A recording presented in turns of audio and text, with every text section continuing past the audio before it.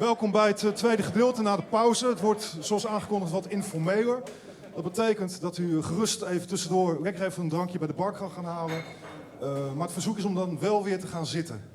Zodat iedereen optimaal kan genieten van het tweede deel. Mijn naam is Wouter Bessels. Ik ben gevraagd om het tweede deel te omlijsten met anekdotes, verhalen, andere leuke zaken rondom Solution. En het leek me wel leuk om te beginnen bij het einde van Solution. Want ieder einde is ook een nieuw begin. Zoals van deze tweede set. En we gaan beginnen met een stuk wat ik altijd nog zie als synoniem met het einde van de band. 1983. Laatste tournee. Afgesloten in Paradiso op 27 februari 1983. En daar speelden ze het volgende nummer 2 keer. Het moest ook nog als extra toegift nog een keer worden gespeeld. En het bijzondere van dit stuk, geschreven door Willem Ennis overigens, is dat de gitaar al een hoofdrol erin speelt. En dat is bijzonder, want in die 15 jaar Solution zijn er natuurlijk wel gitaristen geweest die met de band hebben gewerkt, zowel op de plaat als op het podium. John Schuursma, Jan Akkerman, Michiel Pos niet te vergeten. En natuurlijk ook in de laatste 2 jaar, u ziet hem hier op de foto, derde van links, Harry Harthold. Wij gaan het nummer spelen vanavond met een gastzanger, Hendrik Fritsma. En Hendrik hebben we eigenlijk deze hele avond aan te danken, want hij opperde het al jaren geleden om iets in dit prachtige dorp met Solution te gaan doen. En dat is dit weekend eigenlijk gebeurd. Het is een nummer, het is het nummer Bad Breaks. En Bad Breaks is een nummer dat opvalt op het album dat de gitaar zo'n hoofdrol speelt. En de gitaar was eigenlijk in de loopbaan van Solution nooit een instrument wat een soort voornamelijke rol speelde. Natuurlijk had Jan Akkerman meegedaan, John Schuursma, Michiel Pos. En de laatste 2 jaar van het bestaan van de groep was er een gitarist uit Amsterdam, die we allemaal kennen van de House Band. Hij heeft Paradiso menige avond plat gespeeld. En ook met zijn gitaarspel een enorme stempel gedrukt op die laatste 2 jaar Solution. En ik ben ontzettend blij en ontzettend trots dat hij er vanavond is. Geef elkaar het applaus. Harry Harthold!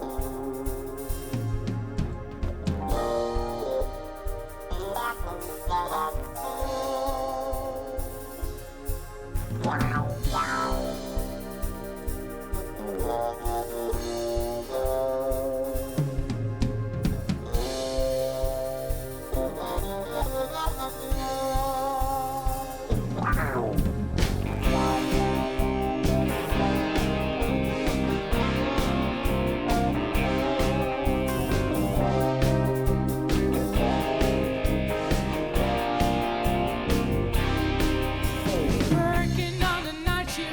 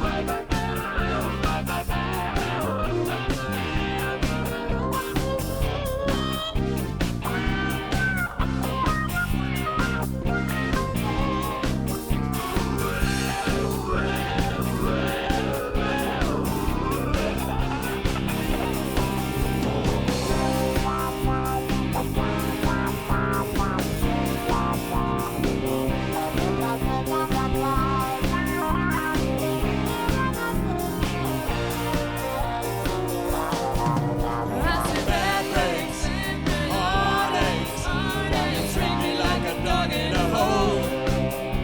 Bad brains, earthquakes, everything is out of control. I said bad brains, heartache, you treat me like a dog in a hole. Bad brains, earthquakes, everything is out of control.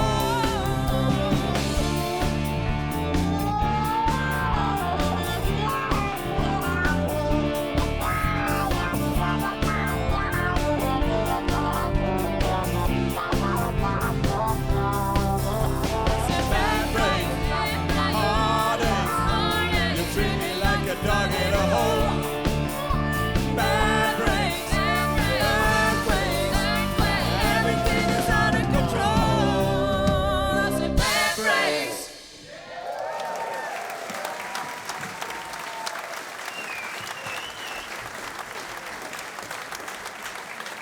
Harry Hartold. Hendrik Fritsma. Leonie Hulsebos. Ja. Goed, dat was het einde van Solution. We gaan nu 15 jaar eerder terug in de tijd, 1968, 1969. Want we zien op deze foto de allereerste bezetting die gold vanaf 1 maart 1968. De officiële oprichtingsdatum van Solution. En we zien van links naar rechts Hans Waterman. Krap aan 19 jaar, maar al strafrokend zo te zien. Daarnaast met de dikke zonnebril Tom Bouwlagen, saxofoon. Daarnaast Frits Lagerwerf, hij speelde trompet en cornet. En daarnaast staat Louis de Vries. Is er iemand onder u die wel eens een soapserie op de Nederlandse tv heeft gezien onder de titel Goede Tijden, Slechte Tijden?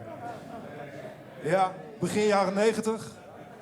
Het nummer kent u waarschijnlijk allemaal. Top 10 hit in 1991. Werd gezongen door Louis de Vries, samen met Lisa Boré. Hij is later ook nog zangdocent geworden. Een man met verschillende kanten in zijn carrière in ieder geval. Rechts van Louis staat Adje Kooi, ook echt Groninger, bassist. En helemaal rechts natuurlijk Willem Ennis, want die heeft samen met Tom Bouwlagen in 1968 Solution opgericht. En Solution werd toen nog met een U gespeeld, want soul, jazz, R&B, dat speelde toch wel een grote rol in die beginjaren. Nummers van Ray Charles, Georgie Fame.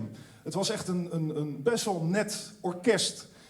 Wat niet zo heel veel te maken had met Beatlemania of de Stones of de Kings of The Who. Was best wel netjes, afkomstig ook van het Heijmans Museum in Groningen.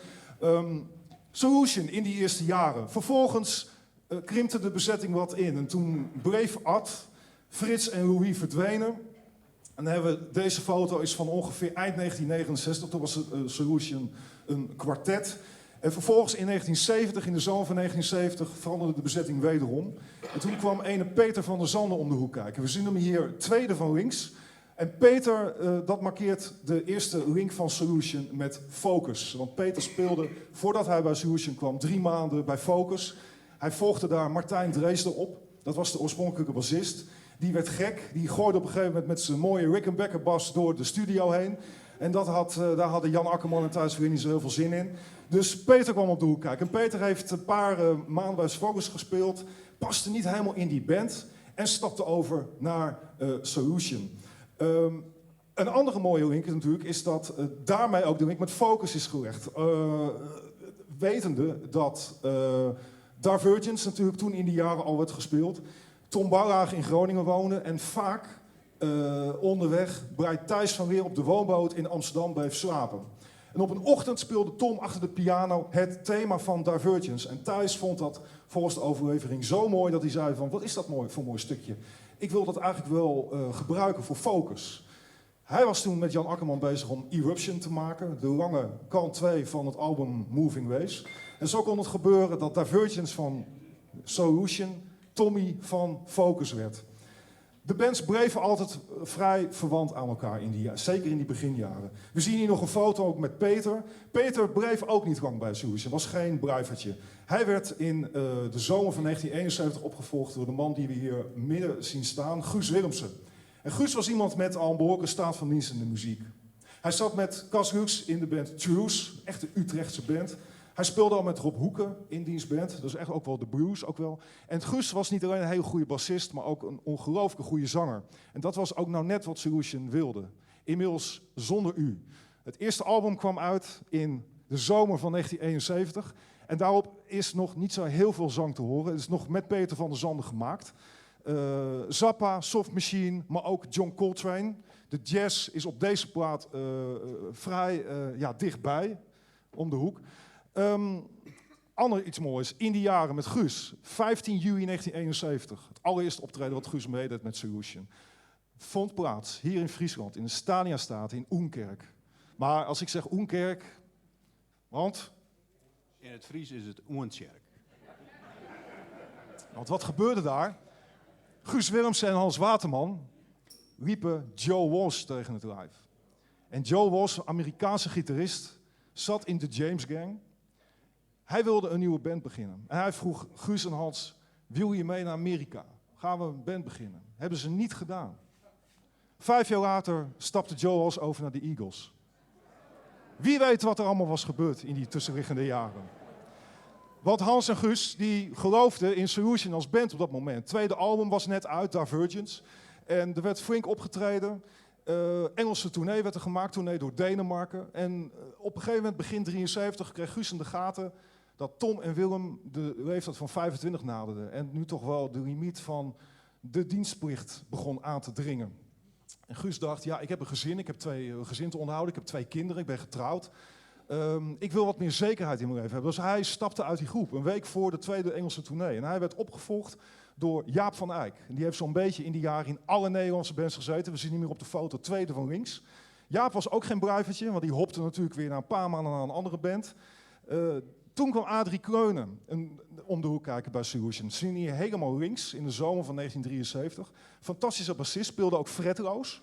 Een hele virtuoze muzikant. In het midden zien we staan Cas Lux. En die was weer samen met John Schuursma, de gitarist, voorprogramma bij Solution. Dus er was ook een nauwe link nauwe band met Solution en Cas Lux. Afijn, Adrie Kreunen, eind 73, verdween van het toneel. Toen kwam Jaap van Eyck weer even terug. Jaap ging daarna weer weg en op een gegeven moment zitten we in de zomer van 1974 en in Solution in één keer een 5-mansformatie.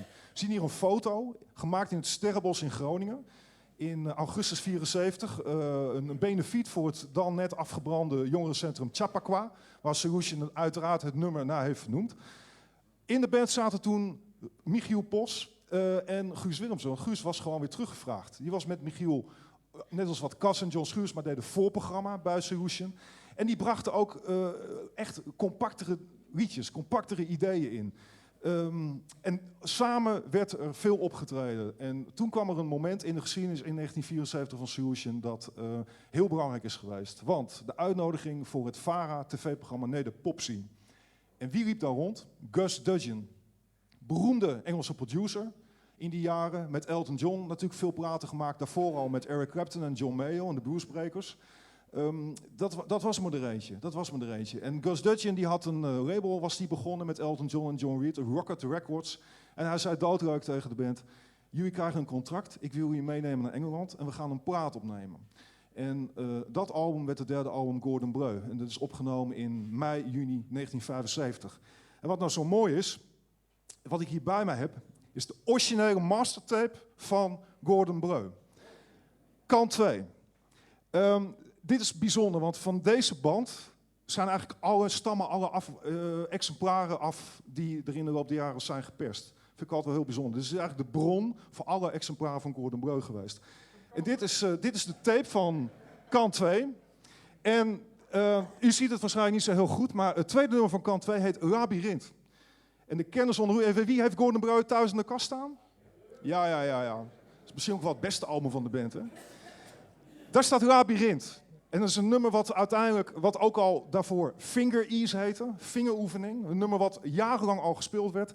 En wat eigenlijk wat mij betreft een heel mooi de overgang laat horen tussen de oude Solution en de wat toegankelijkere, compacte nieuwe Solution die op Gordon Bleu te horen was. En dat is een nummer wat voor mij toch wel in de top 3 staat van beste Solution nummers ooit. Heel bijzonder nummer. Ik ben heel blij dat ze het nu gaan spelen. Dit is Last Detail.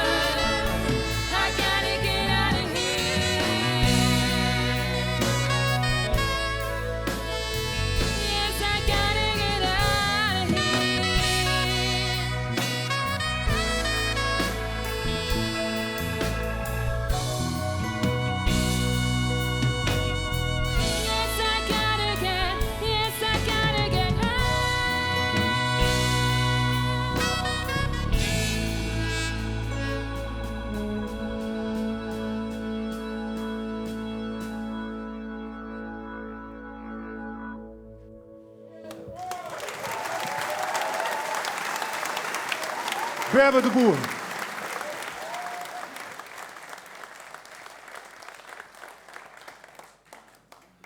Ik wil het even met jullie hebben over Jim Capaldi. Bekend als drummer natuurlijk van Traffic. En later op onze eigen naam heeft met heel veel mensen gewerkt.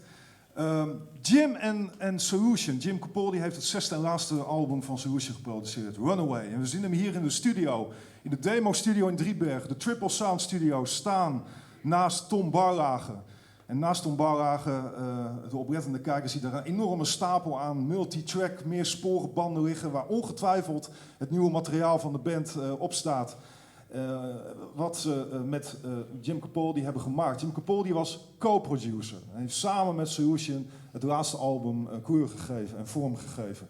Maar Capaldi was niet de makkelijkste man, moet ik maar even zo te zeggen. Hij was heel strikt in het feit dat hij zei van, ik ben de producer, jullie zijn de muzikanten, ik zit achter de mengtafel in de control room en jullie zijn aan het opnemen. En dat ging Willem Ennis en Tom Barlage af en toe net iets te ver. Want ja, die waren natuurlijk gewend ook het werken met Gus Dudgeon in de jaren daarvoor. Waarin er toch ook wel iets meer democratisch werd gewerkt aan het geluid, ook aan de techniek. En iedereen mocht bij de mengtafel staan. Jim was daar niet zo'n voorstander van. Maar wat gebeurde er? Vanuit Driebergen werd er koers gezet. Wederom naar de Spitsbergen Studio's in Zuidbroek, vlakbij Hoge Zand. En daar werd Runaway afgemaakt. En tussendoor woonde Jim met Hans Waterman in Amsterdam, in de rivierenbuurt. We zien hier beide lopen met afhaal-Chinees. Dat waren ongetwijfeld fantastische avonden met heel veel lekker eten, een lekker drankje en heel veel praten over muziek. Maar ook Hans en Jim, natuurlijk allebei drummers, daar zat ook een spanning tussen. Capaldi vond dat bij de demo een drumpartij zo goed was. Dan kopieerde hij die gewoon op de definitieve studioband. En werd dat gewoon uiteindelijk voor het album gebruikt.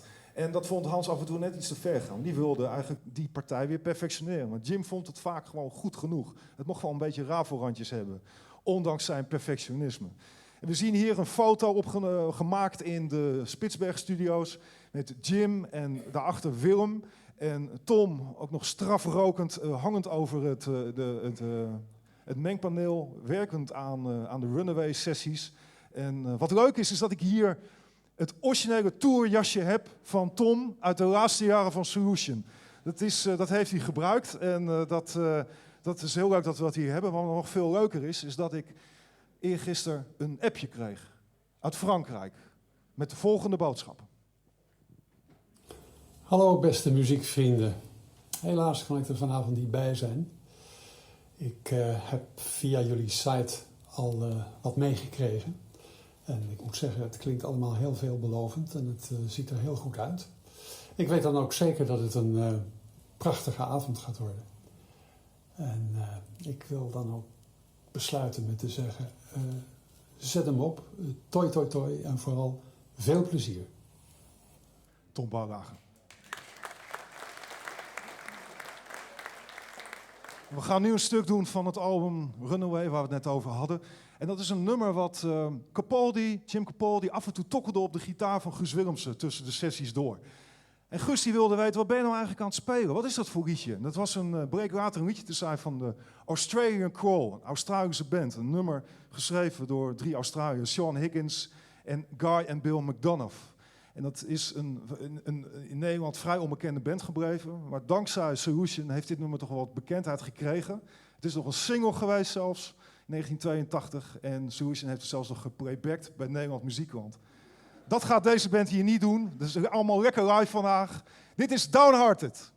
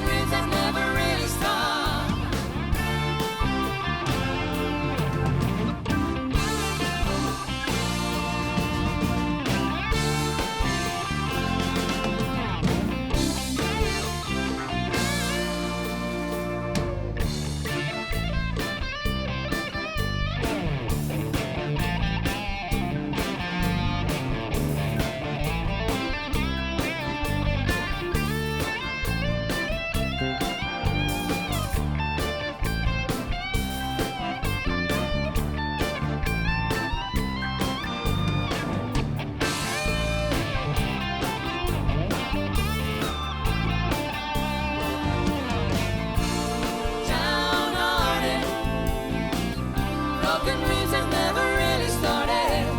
Yeah, downhearted. Broken dreams that never really start.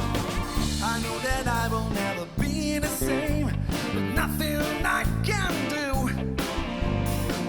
I know that I will never find again someone warm like you.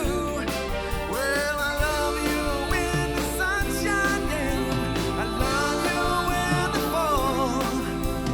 Better to wear the love that I lost than never run at all.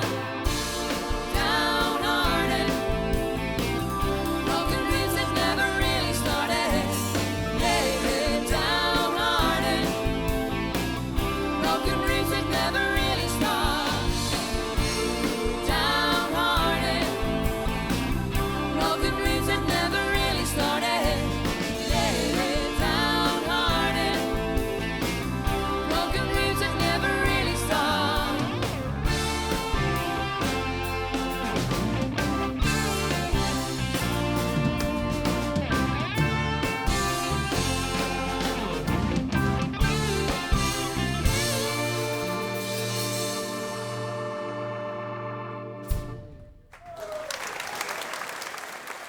Jetse Koster.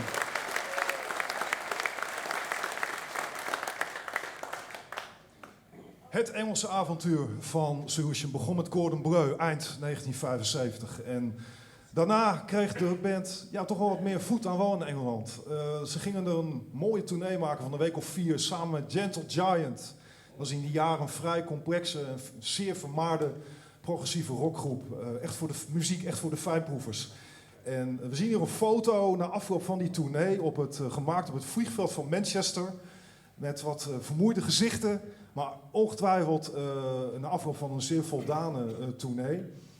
En op dat moment was de band met Engeland daar. En de groep gebruikte eigenlijk de rest van het jaar om zich voor te bereiden op het maken van het 4e album. En er werd ook natuurlijk wel opgetreden, maar voor dat 4e album waren de verwachtingen natuurlijk wel hoog gespannen. Ook omdat ze wederom gingen werken met Gus Dudgeon. En Gus Dudgeon, we zien hem hier op de foto in zijn nieuwe studio. Die had een nieuwe studio laten bouwen met het geld wat hij natuurlijk had verdiend met al die fantastische megalomane projecten met Elton John. En dat was een studio op een schiereiland van de rivier de Theems, net buiten Windsor. Helemaal schokvrij, helemaal geluidsdicht. Zeer geavanceerd voor die tijd. En Gus Dudgeon was ook iemand die muzikale perfectie nastreeft. En dan had hij in de reden van Solution had hij een goeie. We zien hier de band samen met de engineer van Gus, Phil Dunn. Tweede van rechts ook over het mengpaneel hangen tijdens de sessies voor dat 4e album. Dat werd uiteindelijk het album Fury Into Rocking. En dat kwam uit in de late zomer van 1977. En de trekker van het album was een single. En wat mij betreft de beste single van Solution die nooit een hit werd. Ik raad u ook allemaal aan om over een aantal weken voor de top 2000 op dit nummer te gaan stemmen. Want dit is wel het nummer wat voor mij althans Solution muzikaal het best samenvat. Alle elementen van de muziek van de groep komen in het volgende nummer wat mij betreft optimaal aan bod. En een van die elementen van Empty Faces, het nummer waar we het over hebben, is het fantastische drumwerk van Hans Waterman. En het is een grote eer en een groot genoegen om hem aan u aan te kondigen. Geef hem een keihard applaus. Hans Waterman. Hans die 18 jaar geleden waren de reunieoptredens in Panama en Amsterdam 2 keer. En dit is de eerste keer in 18 jaar dat hij een nummer van Solution gaat spelen. Dus ga er goed voor zitten. Dit is Empty Faces.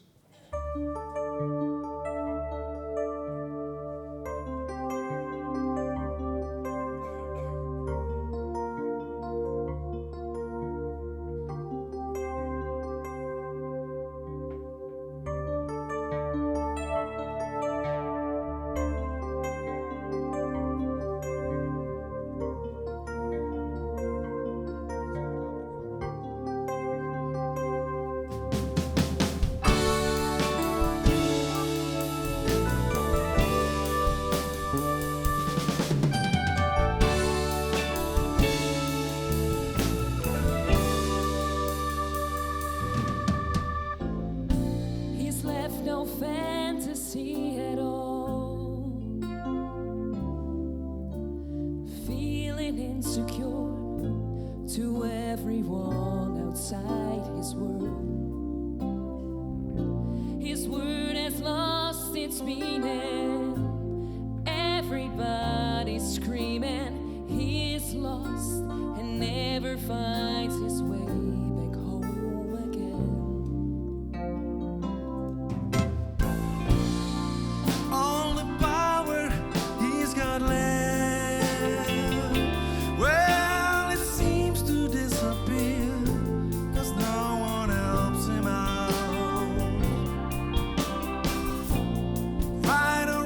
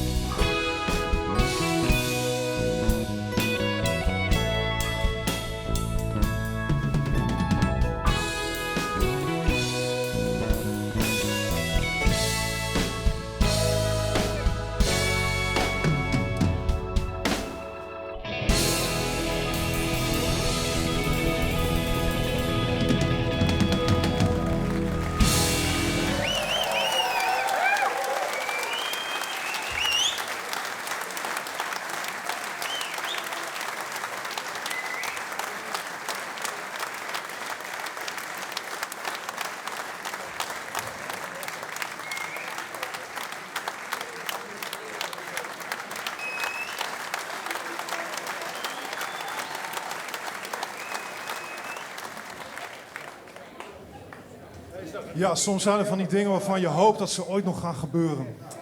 Dit was er zo een van. Prachtig. We gaan even een uitstapje maken. En een nummer spelen van een band die in de jaren 70 muzikaal vrij verwant was aan Solution. Ik heb het over Steely Dan, Amerikaanse band. We zien hier de hoes van het zesde album Aja. Wat toevalligerwijs uitkwam in dezelfde week als dat Fury Into Rocking van Solution uitkwam. De laatste week van september 1977. Aja is een plaat waarop je ook de muzikale ontwikkeling van Steely Dan heel goed hoort. De kern van de band, Walter Becker en Donald Fagen, respectievelijk de gitarist, bassist en toetsenist-zanger van de groep, die verzamelden op dat moment echt de beste sessiemuzikanten voor echt per nummer, per plaat. Echt enorme perfectie, muzikale perfectie. Mensen als Steve Gadd, Wayne Shorter van Weather Report deden mee op Aja. En ja, dat is een hoogtepunt zeker in de Amerikaanse popmuziek van de jaren 70. We zien hier een foto, Steely Dan zittend achter het mengpaneel in de beginjaren, ten tijde van het tweede album, Countdown to Ecstasy. En toen was het echt nog een groep. En naarmate de jaren vorderden gingen Walter Becker en Donald Fagen echt wat meer, werden studiolaboranten. Dus gingen ook niet meer optreden. Afijn, goede band, zeer legendarisch. Ook veel verwantschap muzikaal met Solution. En dat gaan jullie in het volgende nummer vast wel horen. En dat is het laatste nummer van Aja van kant 2. Dit is Josie.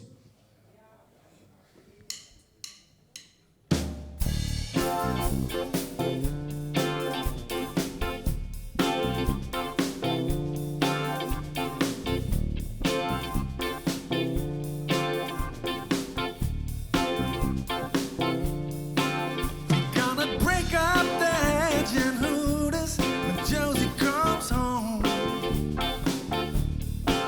We're gonna rev up the motor scooters when Josie comes home. Stay, we're gonna float in the streets, sleep on the beach and make it.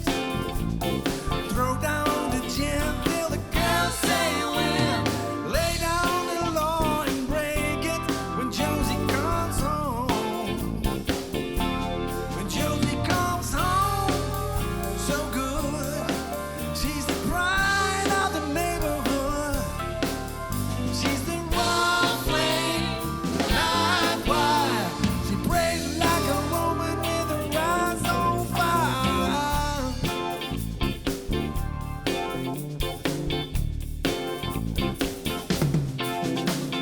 Joe, would you love to scramble and never say no?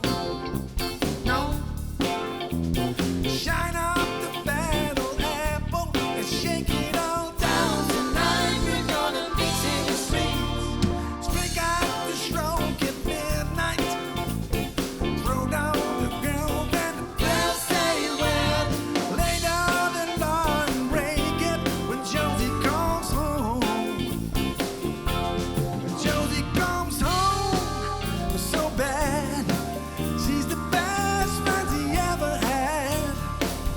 She's the wrong flame, the light wire. She prays like a Roman with her eyes on fire.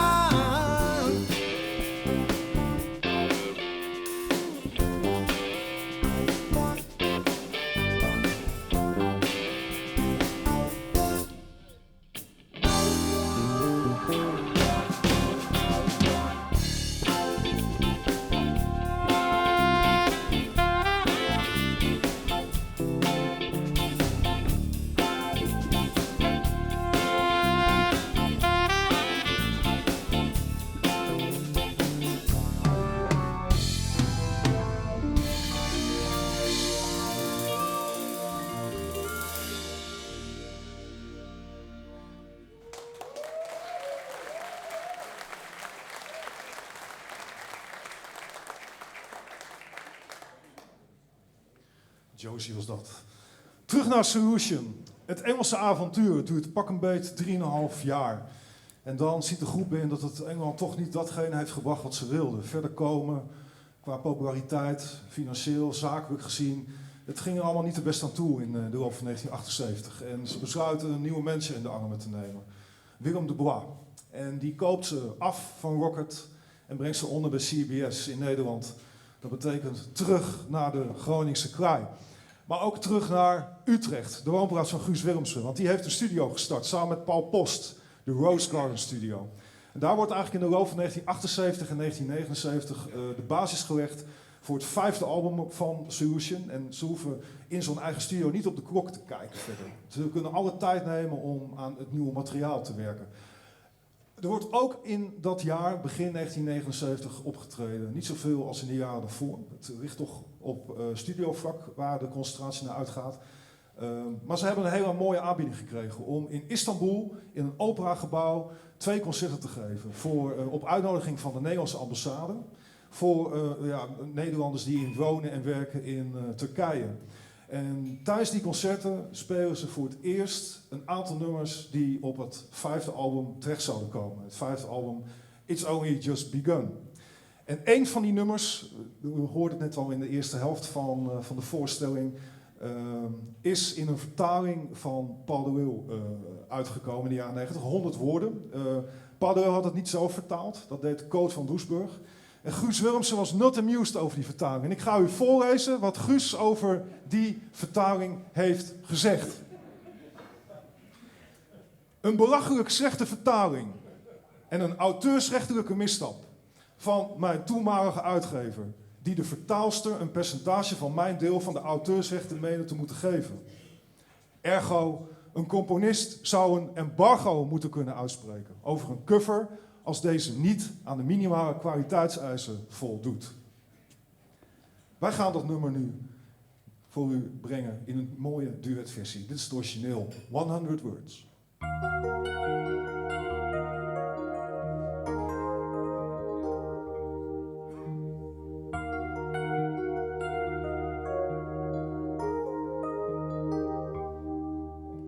Sitting in the room you just left,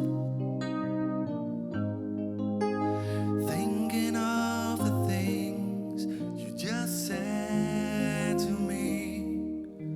Those wondrous words still sounding in my head. Loneliness is going far away. Don't we know that love is just a sharing feeling? Don't they say that love is just a play?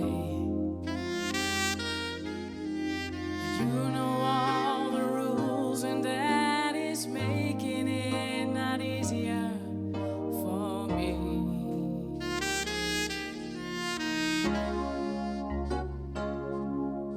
100 words a year is not enough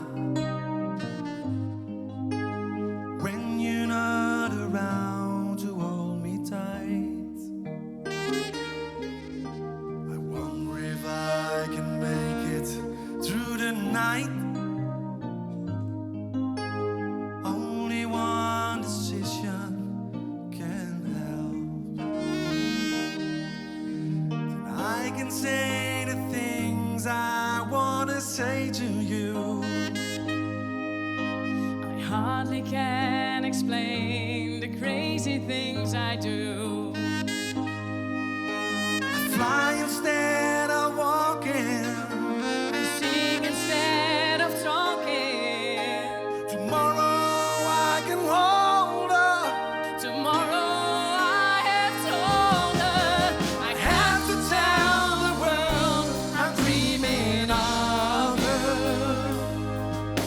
I have to tell the world that I love her, love you.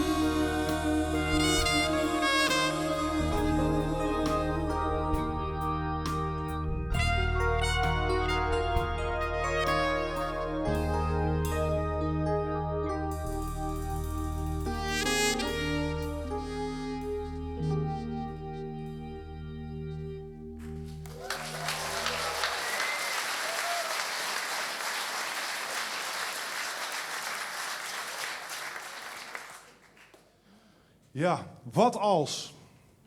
Je kan de vraag in relatie tot Solution vele malen stellen. Wat als? Wat als Guus en Hans wel waren ingegaan op die aanbieding van Joe Walsh in Unzjerk? Wat als ze Gus Dudgeon niet hadden ontmoet? En wat als It's Only Just Begun een wereldhit was geworden? Dan wel niet Only Just Begun, maar Runaway. Wat was er dan gebeurd? En wat was er gebeurd als Willem Ennis niet was overleden op 6 september 2012? Had Solution dan nog daarna opgetreden? Ook na dat fantastische reunieoptreden in Panama in 2006, wat Willem godzijdank nog heeft kunnen doen. Had Solution nog een album misschien gemaakt? Of was de band hier vanavond misschien wel voltallig aanwezig geweest? Je kan er heel lang over doorfilosoferen. Vorig jaar sprak ik Tom Bauer vrij lang en hij vertelde mij, weet je Wouter, het is precies wat Johan Cruijff ooit zei. Het gaat in de muziek, net als in de sport, om kansen creëren en niet zozeer om te scoren. En kansen creëren, dat heeft Solution in die 15 jaar meer dan genoeg gedaan. En dat vieren we vanavond. De erfenis van Solution. 15 jaar prachtmuziek. En hoe mooi is het dat in een Fries dorp een eerbetoon wordt gegeven aan een band uit Groningen. Solution is klaar voor de toekomst. Klaar voor een nieuwe generatie. Oftewel, move on!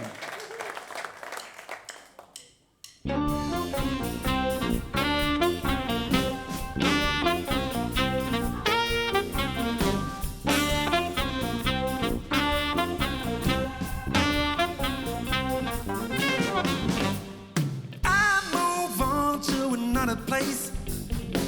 I move on till there's no one left to go. There's something about a familiar face. Don't know what in its dream I gotta go.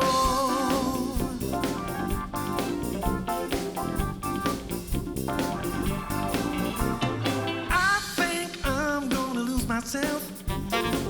I'm not sure, would it be a dizzy smell?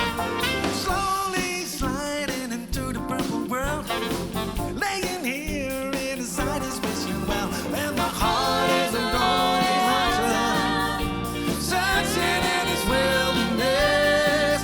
Well, my heart is a lonely hunter, everywhere is just emptiness.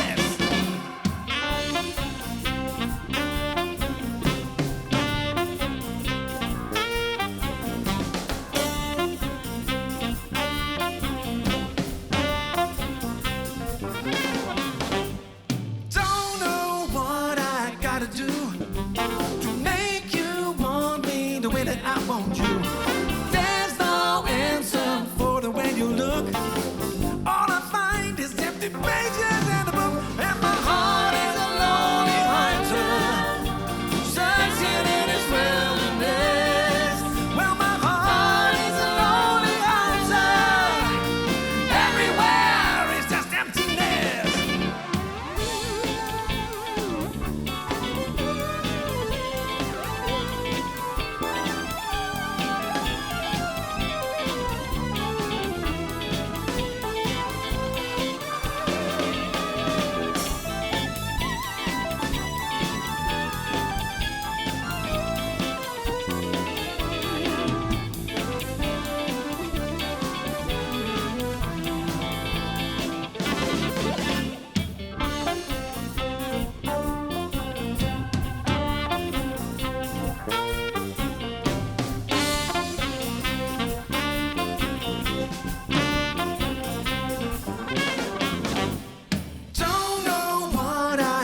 Do to make you want me the way that I want you.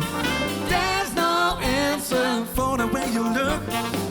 All I find is empty pages in the book, and my heart is a lonely hunter, searching in its wilderness. Well, my heart is a lonely hunter, everywhere is just emptiness. Well, my heart is a lonely hunter, searching in its wilderness. Well, my heart is a lonely hunter, everywhere is just emptiness. Hey!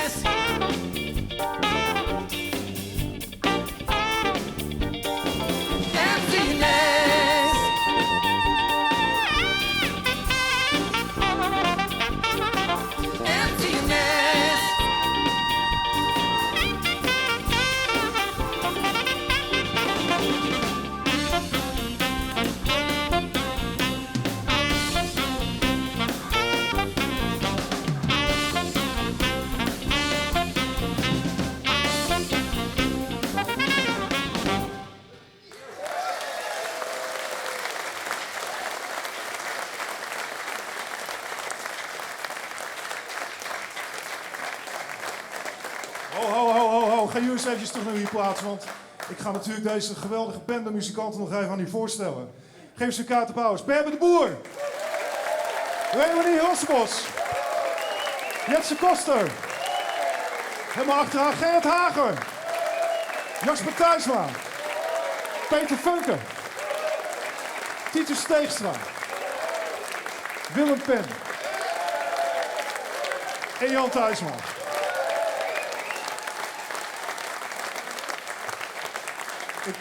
Ik wil ook nog even de spelers uit het eerste gedeelte graag naar voren halen, als mede de regisseur. Sophie de Wit, Martin Beekman, Sikko de Ree en natuurlijk Hendrik Fritsma. Jawel!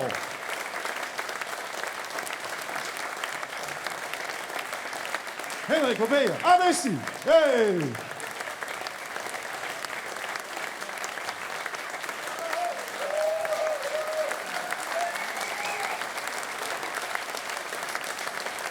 Verder, natuurlijk last but not least, mensen die u niet ziet, maar die voor ons heel erg belangrijk zijn, zodat wij zichtbaar en hoorbaar hier kunnen spelen. Volkert Smitstra, licht.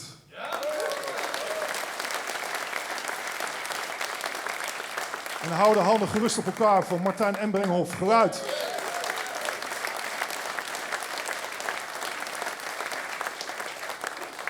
En duizendpoten op het gebied van productie, in de meeste brede zin des woords. Rimi Thuisma en Frans Raterus.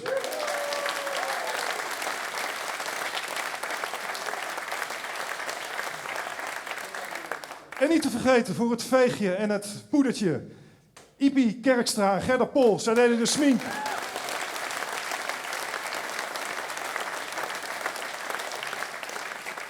En de draadloze microfoons dat hier werken is ook heel erg belangrijk, vooral in het eerste gedeelte. En daar zorgde Harm Stel voor, de zenders. Ja.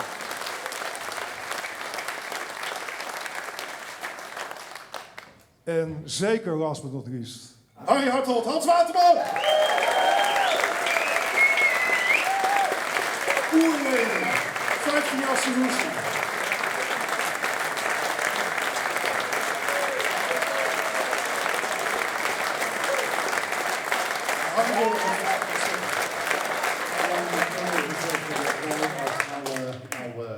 Oude garde, zeg maar, het echt allebei ontzettend fantastisch, bijzonder hebben gevonden dat jullie onze nalatenschap zo gekoesterd hebben. En echt groot compliment voor het muzikaal vakmanschap, maar ook voor het hele initiatief.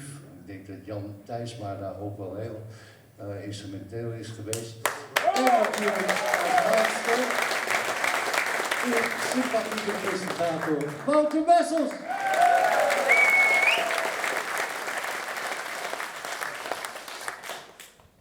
Dank voor uw komst allemaal. Het was een fantastisch weekend. Dit was de derde en laatste uitvoering.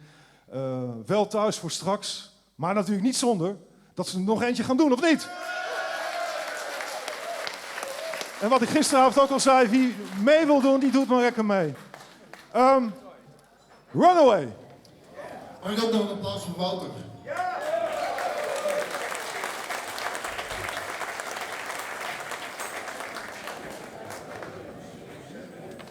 Ja, dan komt hij nou, laatste keer.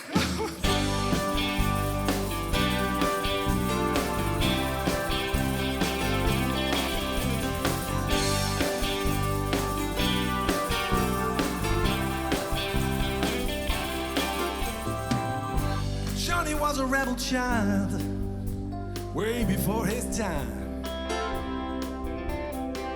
In and out of home, the detention centers, from the age of 9. But on his 18th birthday, well, Johnny made himself a solemn oath. And he went and told his girlfriend Sally that he got a plan for them both. He said, we had enough of all these good conversations, so people talk and talk and talk. Girl, we can wait a long time, or we can take a walk. What do I always say? Just run away, run away, run away. Run away, run away, run away. don't you know that they never let me leave my home? Oh no, boy. So if you gotta go, well, you gotta do it on your only own, just by your tiny little self. And he said, girl, don't you know I've got a plan so that we can never win. But I ain't never been a loser, baby, and I am never giving in.